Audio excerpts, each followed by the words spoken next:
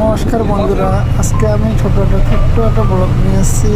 আজকে সমুদ্রের মাঝখানে আমরা সবাই মিলে মাছটা বাছাই করে কী করে আসবে বা স্টোরে নামাতে হয় সেটা আপনাদেরকে দেখাবো। তো আমরা এইভাবে ছোট্ট ছোট্ট মাছগুলোকে এইভাবে একের পর এক আলাদা আলাদা করে প্রতিটা মাছ বা আলাদা আলাদা করে পরিষ্কারভাবে জায়গায় বক্সে রাখি। সাংকির জায়গায় সাংকি রাখা হয়, মাছের জায়গায় মাছ রাখা হয়। এইভাবে আমরা প্রতিটা মানুষ যে যার ব্যক্তিগতভাবে কাজ করি। আমরা সকলে এখানে 15 জন লোক আছি, 15 জন মানুষ, 15 জন ভাই বন্ধু একই সঙ্গে কাজ করি। আমরা বহু দূরের থেকে এখানে কেরালাতে কাজ করতে এসেছি এখানে। তবে আমরা প্রচুর একে অপরের বিপদের সময় আমরা আছি, একে অপরকে ভালোবাসি। তা দোষ আমাদের মাছ বাছা হয়ে গেছে। মাছগুলো বাছার পর আমরা এইভাবে বক্সের মধ্যে ভরে নিতে হয়।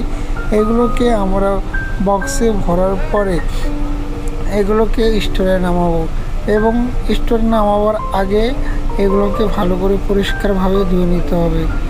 পরিষ্কার করে ধুয়ে নিয়ে প্রতিগুলো বক্সে মাছটা আগে গুছিয়ে নেওয়ার পরে এইভাবে যেগুলো হাতে নেওয়া সম্ভব নয় এগুলো এরকমভাবে বেলচা দিয়ে বা শাওয়াল দিয়ে আমরা মাছগুলো ভর্তি করি।